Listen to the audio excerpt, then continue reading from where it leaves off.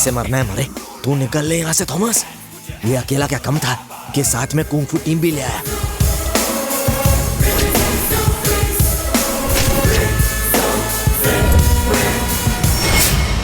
हे, gun निकाल और खून डाल साले को।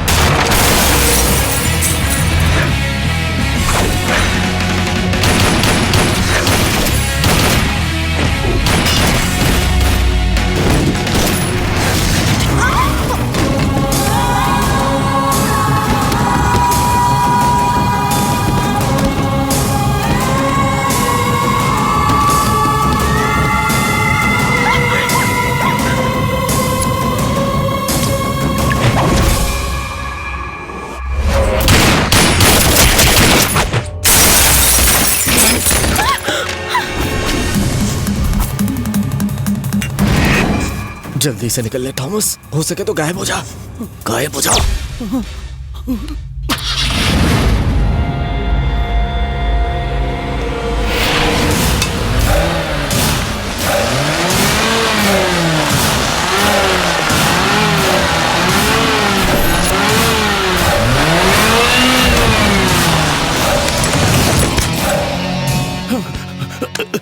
सर, गलती हो गई सर, माफ कर दीजिए मुझे सर।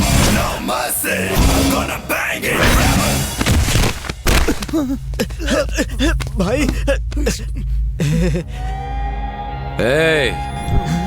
एक गुड न्यूज है, मैं तुझे नहीं मारूंगा। मैं हमेशा गुड न्यूज और बैड न्यूज साथ में देता हूं, ये मेरा स्टाइल है। बैड न्यूज ये है कि मैंने तेरे भाई को ऊपर पहुंचा दिया है और वो तुझे बहुत मिस कर रहा है। मेरे 3 गिनने से पहले जगह पूरी तरह साफ हो जानी चाहिए और ऐसा लगना चाहिए जैसे कुछ हुआ ही ना हो। 1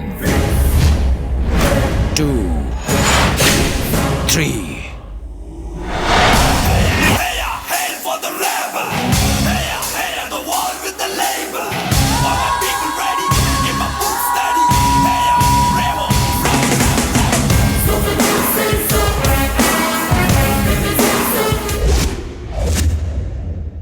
बताओ तुम कौन हो?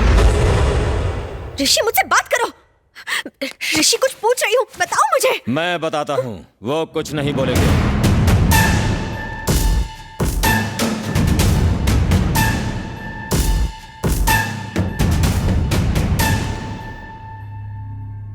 ऋषि कोई आवारा गुंडा बदमाश नहीं है, वो हमारे देवता जनार्दन जी का बेटा है।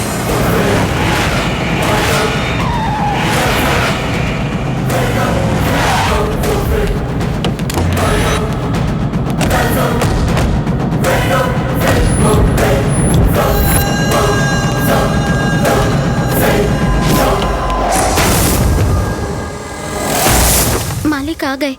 भैया चलो अंदर चलते हैं।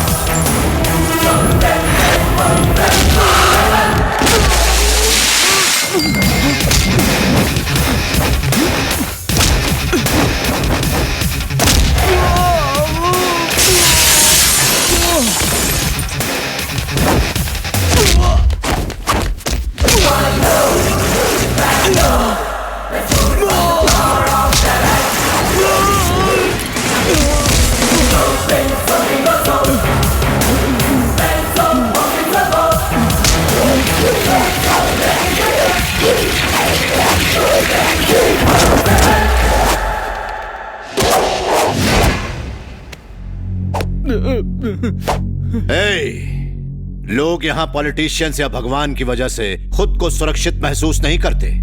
पुलिस की वजह से करते हैं। यहाँ एक ऐसे पुलिस स्टेशन की कोई जरूरत नहीं जहां गलत काम होते हो। राजू। हाँ मालिक। पुलिस स्टेशन को ताला लगा दो। कांस्टेबल, चाबी।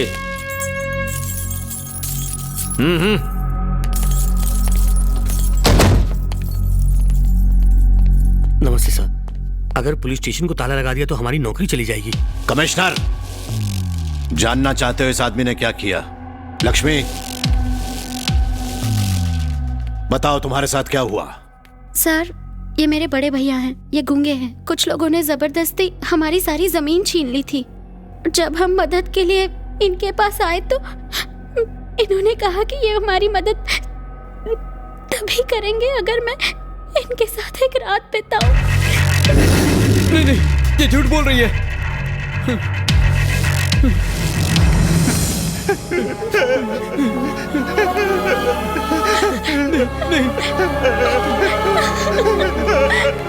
सर, ये तो आपका भतीजा है ना? तो क्या हुआ? जयराम। हाँ भैया। तुम्हारे बेटे ने अपराध किया है, इसे छोड़ देना चाहिए। बिल्कुल नहीं छोड़ना चाहिए। नालायक का इसको तो। रुको, सुन लिया ना कमिश्नर? चाहे ये मेरा घर वाला हो या फिर कोई बाहर वाला आदमी हो, अपराध करने वाले को सजा मिलनी ही चाहिए। राजू। जी मालिक। ये मेरे घर में क्या, हमारे गांव तक में नहीं रह सकता। इसकी काली छाया को यहां से दूर कर दो। तुझे अगर आसपास कहीं भी देखा तो तेरा खेल खत्म।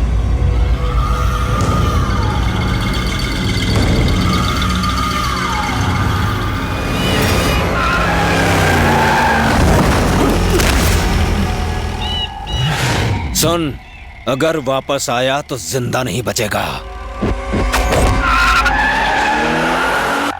भाभी, भैया आ रहे हैं।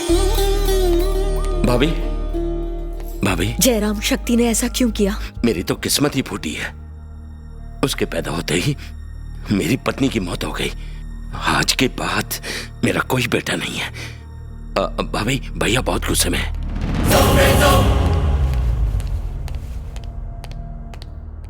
उमा, साहब के लिए चाय लेकर आना। सुमित्रा, मुझे आज चाय नहीं पीनी। मैं अपने कमरे में जा रहा हूं। थोड़ी देर के लिए मुझे अकेला छोड़ दो। सुनिए, सुनिए तो, ऋषि का फोन आया था।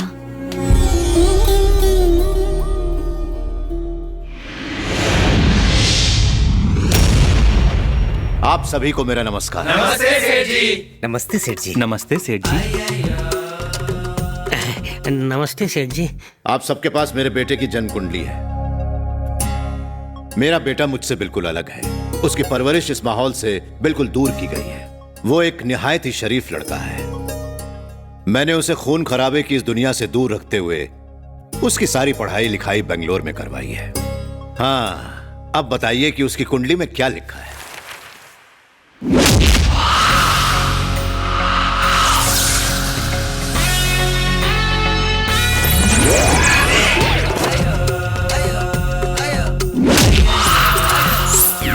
शुक्ला जी, हाँ, जन्म कुंडली में क्या दिखाई पड़ रहा है? यही कि वो लोगों की अच्छी खासी धुलाई कर रहा है। अकेले ही वो कई लोगों की टांगे तोड़ सकता है।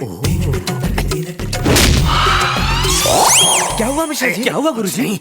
सेठ जी, ये पक्का आपके बेटे की ही जन्म कुंडली है ना? उसी की है। क्यों, कुंडली में कोई दोष है पंडित जी? अब बिल्कुल नहीं। आपने जो बताया और जो कुंडली में दिख रहा है उसमें जमीन आसमान का अंतर है। आपका मतलब क्या है? एक बात बताइए, क्या आपका बेटा बहुत संगीत सुनता है? हाँ, सुनता तो है। वो दिन भर कानों में हेडफोन्स पहन के संगीत साधना में डूबा रहता है। ओहो। हाँ, लेकिन वो सिर्फ शास्त्रीय संगीत ही सुनता है। ओहो, संगीत से तो बड़े बड़े पत्थर भी पिघल जाते हैं, लेकिन पत्थर संगीत हरगिज नहीं सीख सकता। क्यों, सही कहा ना छोटे? कुछ सुनाई नहीं दिया मिश्रा जी। अच्छा है। कोई उलझन है क्या? सेठ जी, आपके बेटे को किसी से प्रेम हो? वो आजकल के बच्चों से बिल्कुल अलग है। ओह, I love you. I love you. A Rishi, I love you. I love you, love you, love you, love you, love you. सेठ जी, क्या आपका बेटा लड़कियों के बहुत करीब रहता है? ये आप क्या कह रहे हैं?